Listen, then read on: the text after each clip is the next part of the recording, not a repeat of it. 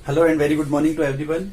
और बच्चों, आज आपसे बात जिस टॉपिक पर करने वाले हैं वो ये कि मर्सी बैक स्टूडेंट की कुछ स्टूडेंट्स की रिक्वायरमेंट है, बहुत सारे स्टूडेंट्स की रिक्वायरमेंट है एक्चुअली, कि फिजिक्स जो सब्जेक्ट है उस फिजिक्स सब्जेक्ट के बारे में कुछ बताया जाए या उस फिजिक्स सब्जेक्ट को पढ़ाया जाए। तो उस फिजिक्स सब्जेक्ट को हम लोग स्टार्ट भी करने की कोशिश कर रहे हैं और बहुत जल्द मैं इससे रिलेटेड एक वीडियो भी अपलोड करने वाला हूँ। उसके अलावा मैं आपको पहले ही समझा दूं कि फिजिक्स में बैक आखिर आ क्यों रही है इतने साल से, क्योंकि कंटेंट तो फिक्स है ना। जैसे कि मैं एक एग्जांपल से समझाने की कोशिश करता हूं आपको। आप सोचिए यूनिट नंबर 1 है, उसमें कितने टॉपिक हैं? उसमें केवल कुल मिलाकर के 3 टॉपिक हैं। पहला टॉपिक है न्यूटन्स रिंग, दूसरा टॉपिक है माइकलसन इंटरफेरोमीटर और तीसरा टॉपिक है इंटरफेरेंस फिल्टर। ये तो बहुत छोटा टॉपिक है, ये तो कोई टॉपिक ही नहीं। ये क्या, ये तो कोई टॉपिक नहीं है, तो छोटा टॉपिक है ना, 4 नंबर शॉर्ट नोट के लिए। बड़े टॉपिक की अगर बात करें तो केवल 2 टॉपिक है सर, न्यूटन्स रिंग और माइकलसन इंटरफेरोमीटर। अच्छा, आपने कभी सोचा कि अगर ये 2 ही टॉपिक हैं बार बार, तो वो आपके इतने साल से बैक दे कैसे रहा है? क्योंकि हर बच्चा इसको पढ़ के जा रहा है। ऑब्वियस सी बात है, यूनिट नंबर 1 सबसे सिंपल यूनिट है, तो हर बच्चा इसको पढ़ता है। ठीक है, तो अगर सर ये बार बार बैक आ रही है तो इसका मतलब क्या है मालूम है? इसका मतलब ये है कि आप क्या करते हो, आप पढ़ के जाते हो बिल्कुल बेसिक। आप क्या पढ़ के जाते हो? बिल्कुल basic about Newton's ring and Michelson, तो आपके बैक दे देता है वो, क्योंकि आपने उसकी अब वो क्वेश्चन इन पे बना ही नहीं रहा। पहली बात तो बैक आने के 2 रीजन है। एक तो उसने क्वेश्चंस के मार्क्स जो है वो स्प्लिट कर दिए। मतलब पहले क्या होता था, पहले ऐसा होता था, बहुत पहले जब मैंने 10 बैच में एनरोल किया था उस टाइम तक क्या होता था, या उस टाइम जब हम लोग पेपर देते थे तो क्या होता था, ऐसा होता था कि 8-8 नंबर के क्वेश्चन आ रहे हैं या 10 नंबर का और एक 6 नंबर का क्वेश्चन आ रहा है। इतनी स्प्लिटिंग होती है। आजकल क्या होने लग गया, 2+3+3+3+4 लाइक ऐसे करके भी बना देता है वो, ऐसे करके नंबर दे देता है 16 मार्क्स के क्वेश्चन को। और ऐसे करके क्वेश्चन कितने पूछे उसने? 5-6। क्या उसने कोई बड़ा क्वेश्चन पूछा? नहीं। अब इन क्वेश्चन का सबसे बड़ा नुकसान ये है बच्चों कि जैसे आप समझो जब 2 नंबर का क्वेश्चन है, उसने पर्टिकुलर एक छोटी चीज पूछेगा कि वाई जो फ्रिंजेस जो है ना वो सर्कुलर क्यों बन रही है। सपोज ने ये क्वेश्चन पूछा 2 नंबर में। 2 नंबर का क्वेश्चन जितना आसान है उतना ही रिस्की भी है। क्यों? क्योंकि अगर आपने एग्जैक्ट करेक्ट जवाब दिया तो आपको एग्जैक्ट 2 मिलेंगे, और अगर आपने आइडिया मारने की कोशिश की ना आपको मिलेगा 0। इसीलिए यही रीजन है कि मोस्ट ऑफ द बच्चों के फिजिक्स में बैक आ जाती है। ठीक है, तो बच्चों इस चीज को समझने का यही तरीका है कि आप अगर पढ़ना चाह रहे हैं, अगर आपको फिजिक्स की बैक निकालनी, क्योंकि आप मेन और बैक के स्टूडेंट तो है नहीं, आपका पेपर है मर्सी वाला, मतलब it's I think almost last paper है आपका ही। तो अगर आपने नहीं निकाला तो उसके कॉन्सिक्वेंसेज आपको मुझसे ज्यादा अच्छे से पता है कि क्या उसके कॉन्सिक्वेंसेज हो सकते हैं।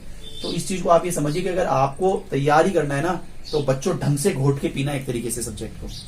समझ रहे हो क्या? कि मतलब जब न्यूटन्स रिंग पढ़ोगे ना तो न्यूटन्स रिंग की ABCD और E, न्यूमेरिकल फ्यूमेरिकल, उसकी डेरिवेशन, कोई थियोरेटिकल क्वेश्चन, एनालिटिकल क्वेश्चन सब आना चाहिए।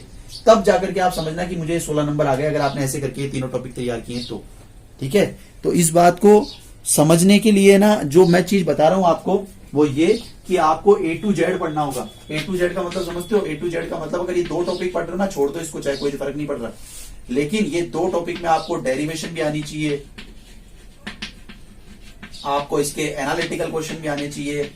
मतलब एनालिटिकल मतलब होता है माइंड रिलेटेड क्वेश्चन, जैसे गेट वेट में पूछते हैं ना कि अगर ऐसा कर दें तो क्या होगा, और वैसा कर दें, मिरर को परपेंडिकुलर नहीं लगाएं तो क्या होगा, like such type of question.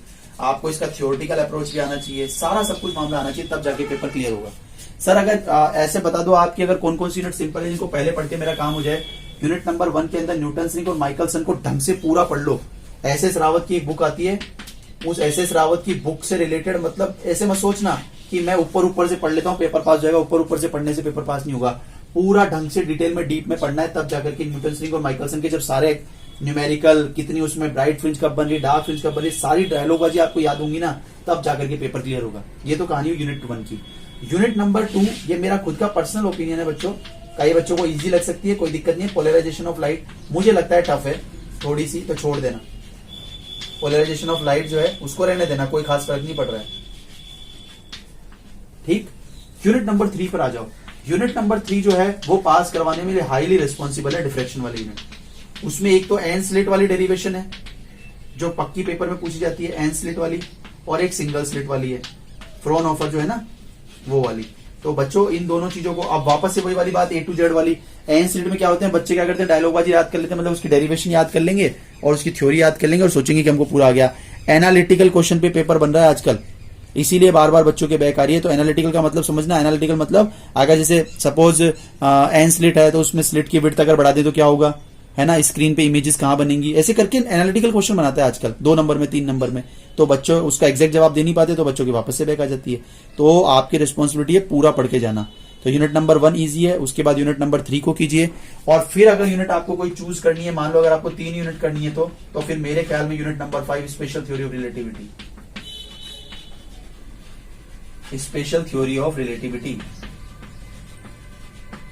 बच्चों अच्छी तरह से समझा दूं, स्पेशल थ्योरी ऑफ रिलेटिविटी सबसे आसान यूनिट है यूनिट नंबर 1 के बाद में, बहुत इजी यूनिट है। इसके अंदर जो आइंस्टाइन के पोस्टुलेट हैं, छोटे मोटे ई बराबर एम सी स्क्वायर और एक डेरिवेशन है ई स्क्वायर बराबर H new plus H square P square करके एक डेरिवेशन है ना, मोमेंटम इक्वेशन बोलते हैं जिसको। ये अगर परफेक्ट मैटर अगर किसी बच्चे ने A to Z के साथ पढ़ा है ना, 100% पेपर निकल जाएगा। तो सर ये तो सबको ही पता है ना, इसमें आप तो मतलब नया तो क्या बता रहे हो कि अगर 3 यूनिट है 3 यूनिट ढंग से पढ़ेगा कोई तो पास हो ही जाएगा। बेटा मैं ये नहीं बता रहा हूं कि आप कैसे पास हो जाओगे, मैं ये बता रहा हूं आप फेल क्यों हो जाते हो। आपके फेल होने का रीजन है कि आपने A to Z नहीं पढ़ रखा है, और इस चीज पर फोकस करना बहुत जरूरी है। कोई बच्चा सोचे न्यूटन रिंग है, थ्योरी पढ़ जाता हूं, डायग्राम याद कर जाऊंगा और डेरिवेशन याद कर जाऊंगा, मेरा काम हो गया। भाई कोई गारंटी नहीं है कि आपका काम हो गया, क्योंकि आपके पास लास्ट अटेम्प्ट है, तो आपके पास में कोई वो नहीं है ऑप्शन। अच्छा जहां तक बात मेरे पढ़ाने की है, तो बच्चों मैं आप लोगों को बता दूं कि जैसा कि आप लोगों को पता ही होगा कि 18 तारीख से कॉलेज स्टार्ट हो रहे हैं, है ना। तो मेरे को कंपैरेटिवली टाइम कम मिल पाएगा, बाकी 18 तारीख तक के स्लॉट में मैं फ्री हूं। फिर भी बच्चों मतलब ये है कि थोड़ा सा कॉमर्शियल पर्पसेस की वजह से मैं ये सब्जेक्ट जो है वो डील नहीं कर पा रहा हूँ। फिर भी अगर आप 10-12 स्टूडेंट होते हैं या एटलीस्ट 15 स्टूडेंट होते हैं, और आप अगर मिनिमम अमाउंट भी अपने हिसाब से कुछ पे करना चाहें, तो फिर हम लोग इस सब्जेक्ट को स्टार्ट कर सकते हैं। कमेंट सेक्शन में जाइए और मुझे बताइए कि आप में से कितने लोग रियली इंटरेस्टेड है। मैं उनका, जैसे मैं फर्स्ट सेम वाले बच्चों के मैथ्स का ग्रुप बना रखा है, उनकी क्लासेस हम कंडक्ट करवा रहे हैं रेगुलरली, वैसे हम फिजिक्स की क्लासेस भी कंडक्ट करवाएंगे। फीस कोई बहुत ज्यादा नहीं है, 1000 रुपीज अगर 10 बच्चों से ऊपर हो जाते हैं तो, और अगर 10 बच्चों से ऊपर नहीं होते हैं तो 1500 रुपीज। 1500 रुपीज के अंदर आपको पेपर पढ़ाने की गारंटी, मतलब पेपर पास करवाने की गारंटी एक्चुअली इस तरीके से, क्योंकि मुझे अच्छी तरह से पता है पेपर में पूछा क्या जाएगा। ठीक है, तो बच्चों इस तरीके से, वैसे मैंने बिना फीस के भी आपको बता दिया है कि पेपर में लगभग यही पूछा जाएगा, बट अगर फिर भी आपको ट्यूशन पढ़नी है तो आप लोग कमेंट सेक्शन में जाके मुझे अपना नाम और व्हाट्सएप नंबर मैसेज कीजिए। ठीक है, thank you, very good luck to everyone. Time बहुत कम है, इट्स ऑलमोस्ट 9 डेज भी नहीं है, आई थिंक 7 to 8 डेज।